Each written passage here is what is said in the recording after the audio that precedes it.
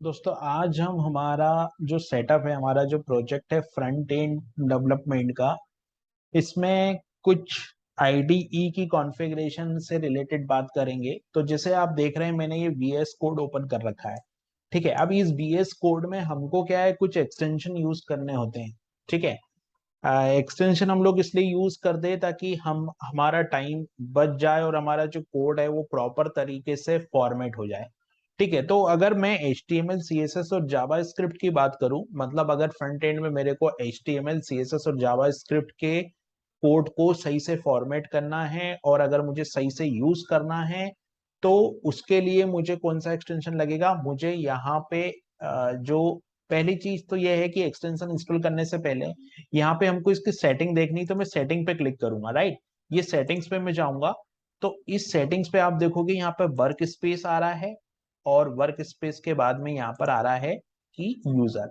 तो अगर मैं यूजर पे क्लिक करूंगा तो क्या होगा कि जो VS कोड की कॉमन कॉन्फ़िगरेशन हो जाएगी, मतलब सारे प्रोजेक्ट के लिए वही कॉन्फ़िगरेशन चलेगी। लेकिन अगर मैं वर्क स्पेस की बात करूंगा तो आप देख रहे हैं मैंने यहाँ पे फुल स्टैक प्रोजेक्ट वन इस फोल्डर को ओपन कर रखा है। तो जो सेटिंग होगी वो इससे रिलेटेड होगी। तो मैं क्या करता हूँ, वर्क स्पेस पे क्लिक करता हूँ। वर्क स्पेस पे क्लिक करके यहाँ पे मैं लिखता हूँ फॉर्मेट। ठीक है, फॉर्मेट में यहाँ पे लिखूंगा फॉर्मेट। तो जैसे ही मैंने वर्क स्पेस पे क्लिक करके फॉर्मेट लिखा, तो आप देख रहे हैं यहाँ पे ये फॉर्मेट आ गया। ठीक है, अभी इस फॉर्मेट पे मैं क्या करूंगा, यहाँ पे जो डिफॉल्ट ये फॉर्मेट में यहाँ पे जो डिफॉल्ट दिख रहा है ना, डिफॉल्ट फॉर्मेटर, यहाँ पे मैं सेलेक्ट करके और यहाँ पर मैं प्रीटियर सेलेक्ट करूंगा। राइट, ये प्रीटियर कोड फॉर्मेटर है, ये कोड को फॉर्मेट करता है। ठीक है, तो मैंने जैसे ही इसको सेलेक्ट किया, तो आप देख रहे हैं यहाँ पे एक फाइल बन गई।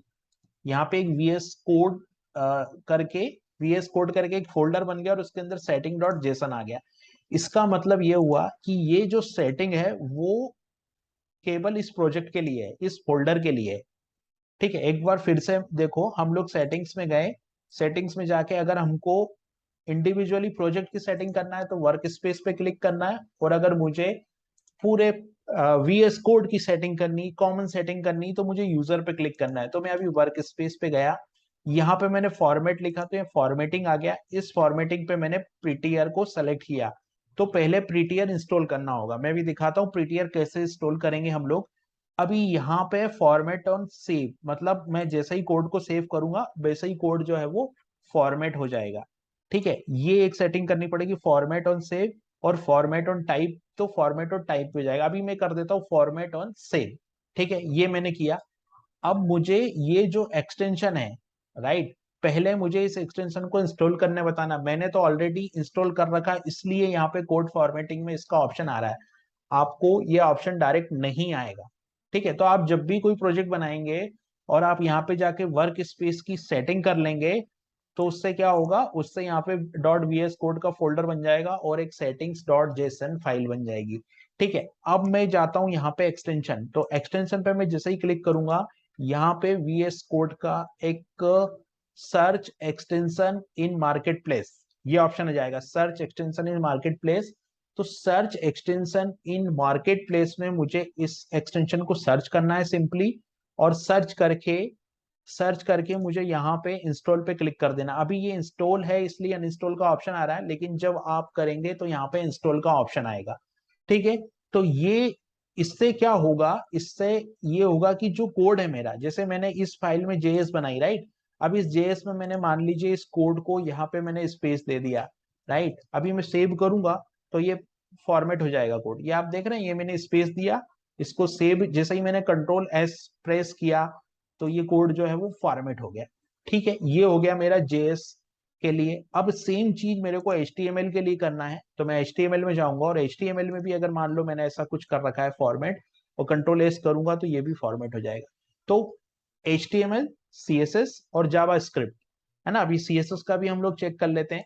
तो मैं CSS में गया और CSS में भी देखिए कोड फॉर्मेट हो गया। तो HTML, CSS और जावा स्क्रिप्ट, इन तीनों के लिए हमारा जो है ये बेस्ट एडिटर है ना। इन तीनों के लिए बेस्ट फॉर्मेटर का काम करता है ये एक्सटेंशन। तो ये एक्सटेंशन हमारे सिस्टम में इंस्टॉल होना चाहिए, क्योंकि हम लोग जो अच्छा, एक दूसरी चीज ये है कि जैसे ही मैंने मान लो यहाँ पे इसको सेव किया और जो इसकी सेटिंग डॉट जेसन फाइल बनी उसमें आप देख रहे हैं यहाँ पर ये कोडिंग भी लिख के आ गई है साथ साथ। ठीक है, तो ये दो एक्सटेंशन थे, मतलब ये एक एक्सटेंशन था। दूसरा एक्सटेंशन हमको HTML CSS और जावा स्क्रिप्ट के प्रोजेक्ट के लिए जो दूसरा इंपॉर्टेंट एक्सटेंशन होता है हमारा, वो होता है लाइव सर्वर। ठीक है, तो यहाँ पर मेरे को एक लाइव सर्वर की रिक्वायरमेंट भी होती है, तो ये लाइव सर्वर भी मैंने इंस्टॉल कर रखा है। तो ये लाइव सर्वर क्या करता है कि जैसे आपके कोई भी प्रोजेक्ट हुआ जो आपने ओपन कर रखा है, उसको आप एज ए सर्वर मोड पे ओपन कर सकते हैं, क्योंकि जब हम एपीआई से डेटा लेके आएंगे तो जो एपीआई से डेटा आएगा वो लाइव सर्वर पर ही रन होगा। उस डेटा को हम मतलब उस प्रोजेक्ट को हम लोग ऐसे HTML पे क्लिक करके ओपन करेंगे तो वो प्रोजेक्ट में डेटा नहीं आएगा, उस प्रोजेक्ट को हमको सर्वर पर ही चलाना होगा। तो सर्वर पे चलाने के लिए हमको यहाँ पे आप देख रहे हैं गो लाइव का एक ऑप्शन दिख रहा है नीचे। तो ये गो लाइव का जो ऑप्शन आ रहा है वो इसीलिए आ रहा है क्योंकि यहाँ पे लाइव सर्वर एक्सटेंशन जो है वो इंस्टॉल है। तो कुल मिला के हमारे पास ये दो एक्सटेंशन हुए, एक लाइव सर्वर और दूसरा मैंने HTML CSS कोड फॉर्मेटर के लिए जो फॉर्मेटर एक्सटेंशन रखा वो है। तीसरा हमको कुछ एक्सटेंशन जो इंस्टॉल करने हैं वो ड्रुपल के लिए करने हैं। तो मैं बताऊंगा वो इंस्टॉलेशन कैसे करने हैं। मैं यहाँ पे सेटिंग्स पे जाऊंगा और यहाँ पे अगर मान लो मैंने इंस्टॉल पे क्लिक कर इंस्टॉल पे फिल्टर कर दिया तो अभी मेरे सिस्टम में इतने सारे एक्सटेंशन इंस्टॉल है। ठीक है, इतने सारे एक्सटेंशन इंस्टॉल है। तो मुझे जो है यहाँ पे अभी जो मेरा फ्रंट एंड प्रोजेक्ट है, राइट, तो मेरा फ्रंट एंड प्रोजेक्ट के लिए मुझे दो एक्सटेंशन चाहिए थे, लाइव सर्वर चाहिए था और प्रिटियर चाहिए था, तो दोनों हो गया मेरा। ठीक है, अब जो ड्रुपल के लिए मुझे चाहिए वो बाकी सारे एक्सटेंशन चाहिए। तो आज हम लोग एक एक्सटेंशन और देख रहे हैं जो कि ये PHP इंटी ये पीएचपी इंटेलिजेंस को हमको इंस्टॉल करना है। हम लोग जैसे ही PHP इंटेलिजेंस को इंस्टॉल कर लेंगे, ठीक है, PHP ये हमारा तीसरा एक्सटेंशन है जो है PHP इंटेलिजेंस। ठीक है, PHP इंटेलिजेंस को इंस्टॉल करेंगे हम लोग, यहाँ से इसको सेलेक्ट करेंगे PHP इंटेलिजेंस और यहाँ पे इंस्टॉल पे हम लोग क्लिक कर देंगे तो PHP इंटेलिजेंस भी हमारा इंस्टॉल हो जाएगा। ठीक है, अब ये तीन एक्सटेंशन हमारे इंस्टॉल हो जाएंगे। उसके बाद में हमको यहाँ पर बिल्ट इन पे क्लिक करना है और यहाँ पे PHP सर्च करना है। तो बिल्ट इन पे क्लिक करके PHP सर्च करना है और PHP लैंग्वेज फीचर्स जो है इसको मेरे को डिसेबल कर देना है, क्योंकि ये कॉन्फ्लिक्ट होएगा, है ना। तो PHP लैंग्वेज बेसिक जो है विल्ट इन PHP में PHP लैंग्वेज बेसिक को हमको रखना है, विल्ट इन PHP में PHP लैंग्वेज बेसिक्स को रखना है और ये PHP लैंग्वेज फीचर्स को हमको डिसेबल कर देना है।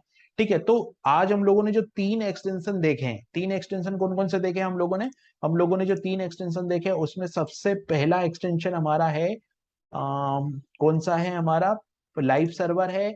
और लाइव सर्वर के बाद में PHP इंटेलिजेंस, दूसरा PHP इंटेलिजेंस है और तीसरा है code formatter, prettier code formatter. ये तीनों एक्सटेंशन बहुत इंपॉर्टेंट है हमारे काम को प्रॉपर तरीके से फॉर्मेट करने के लिए। ठीक है, अभी ड्रुपल के लिए और भी बहुत सारे एक्सटेंशन हमको लगेंगे ताकि हम लोग ड्रुपल के कोडिंग स्टैंडर्ड को फॉलो कर सके, तो वो हम लोग देखेंगे कि किस तरीके से हमको ड्रुपल के लिए ड्रुपल स्पेसिफिक एक्सटेंशन इंस्टॉल करने पड़ेंगे। जैसे कि आप देख रहे हैं मेरे सिस्टम में यहाँ पे ड्रुपल के एक्सटेंशन इंस्टॉल आपको दिख रहे हैं, तो वो भी हम लोग इंस्टॉल करेंगे, लेकिन पहले ये तीन एक्सटेंशन हमको कॉन्फ़िग करना है। और हम लोगों को ये जो प्रोजेक्ट बेस पे कॉन्फ़िगरेशन है वो हम लोग कर चुके हैं। तो आप देख रहे हैं यहाँ पर एक जेसन फाइल बन गई है और ये जेसन फाइल में इसकी सेटिंग्स आ गई। अभी इस प्रोजेक्ट के लिए ये वाली सेटिंग एप्लीकेटेड होगी, उसी तरीके से ग्लोबल सेटिंग हम करेंगे तो ग्लोबल प्रोजेक्ट के लिए ग्लोबल सेटिंग एप्लीकेबल होगी।